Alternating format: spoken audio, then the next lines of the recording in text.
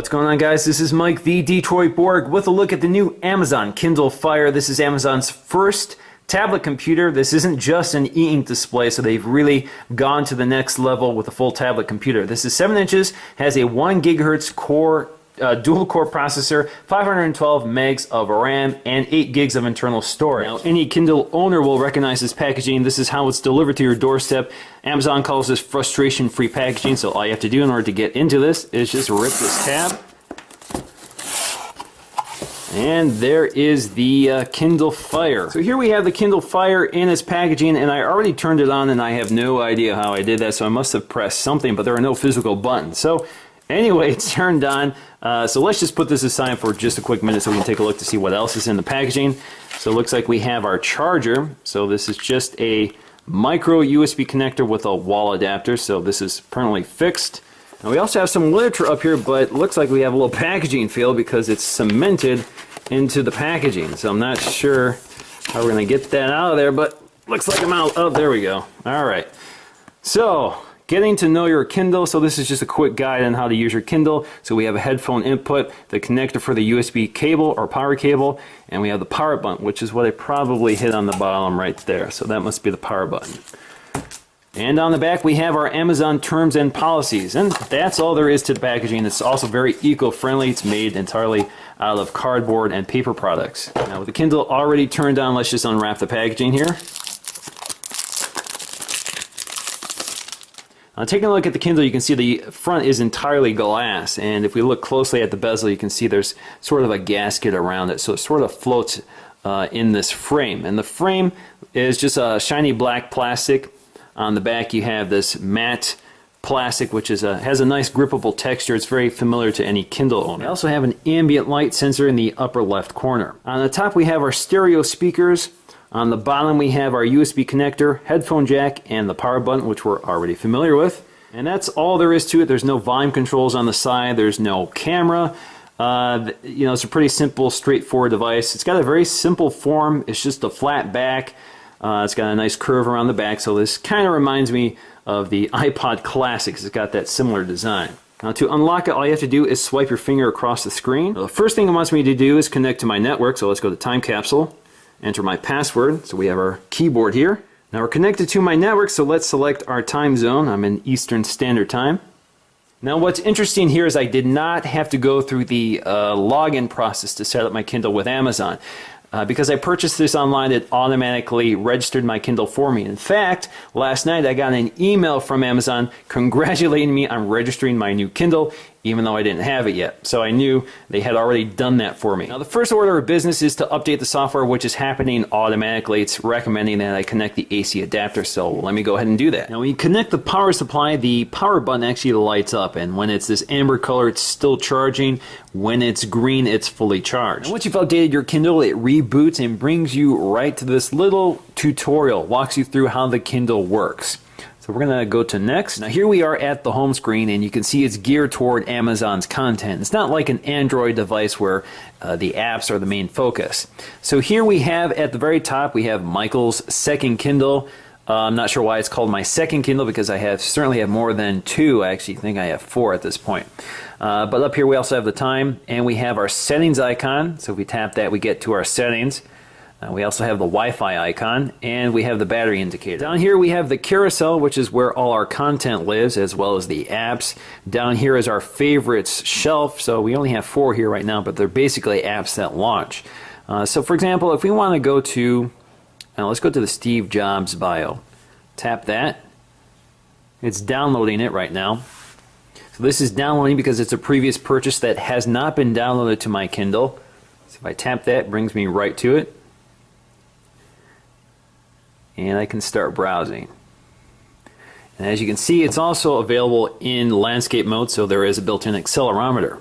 Now to return back to the home screen, just tap anywhere on the screen and tap the home icon. That brings me back. Now if you want to add a carousel item to your favorites, just tap and hold it, and you get the option to add to favorites. So now it appears down here. Now let's just start browsing some of these items, and we're going to start with newsstand. Now this is pretty straightforward. Again, you have these shelves here which are currently empty, but if you had subscriptions, they would appear here. If you want to go and buy some subscriptions, just click the store. And it takes you to a listing of recommended titles, or you can search. So let's just search for Motor Trend. So there's Motor Trend, and that's 99 cents an issue.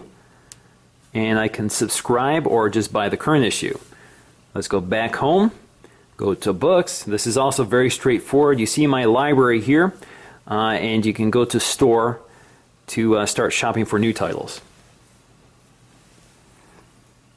So here you can see a list of top books or recommended books, and of course you can search as well.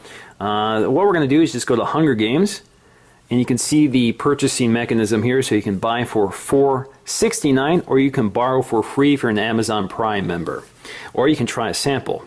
Now, while that's downloading, we can also see we get a little description down here, as well as similar titles that customers have recommended or purchased.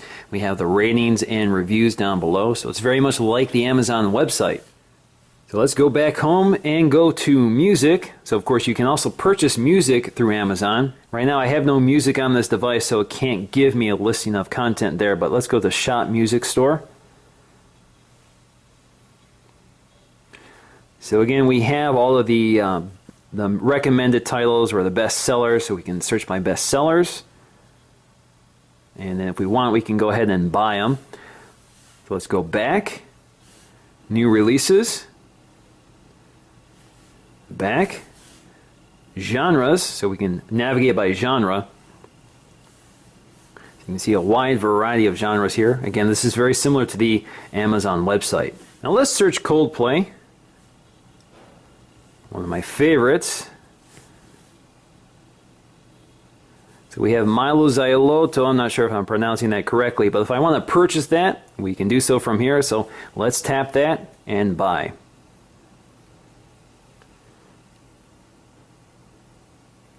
So right now it's charging this to my Amazon account, downloading it to my Amazon account. So it's now in the cloud and I can listen to it on this device. So let's go to my library. I should have music here now.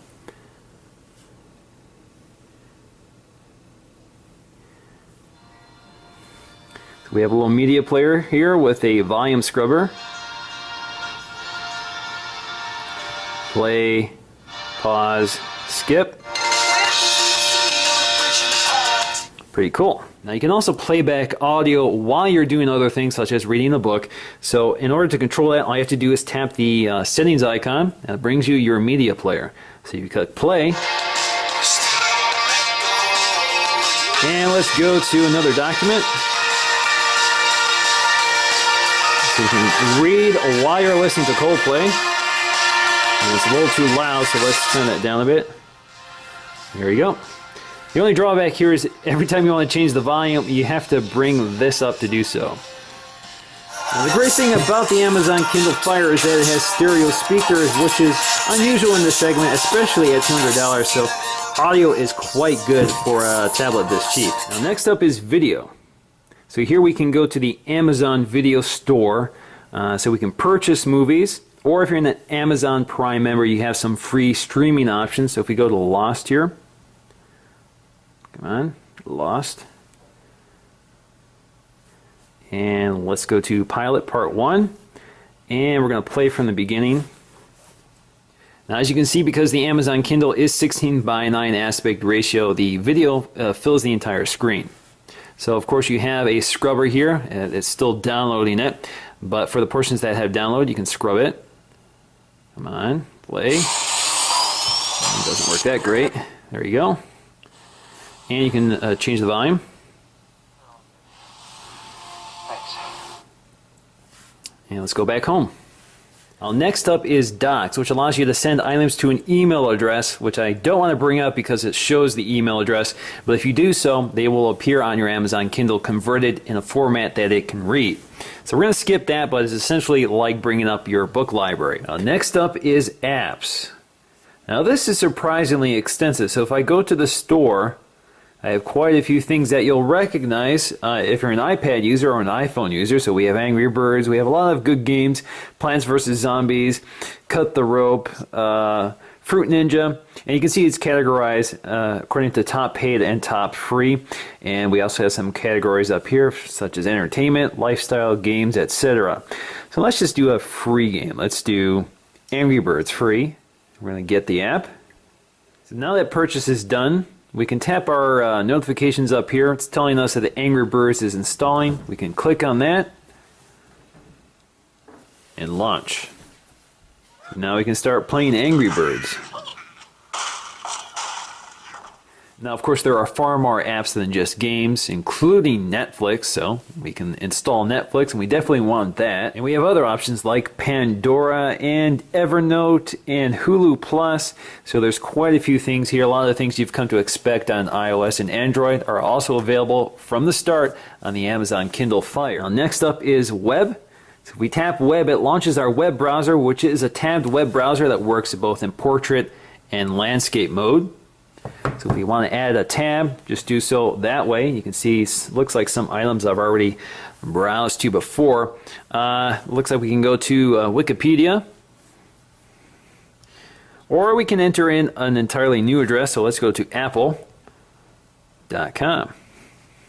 So here we have Apple's website, and we can pinch to zoom, move it around.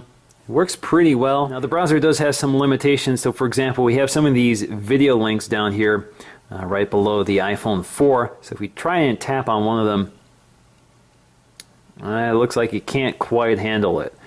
So you can't play back video on the website. Normally this would play back on an iPad or an iPhone or an Android device, but the plugins or the apps aren't there to launch the video. So there are going to be some web navigation or web browsing limitations with the Kindle Fire.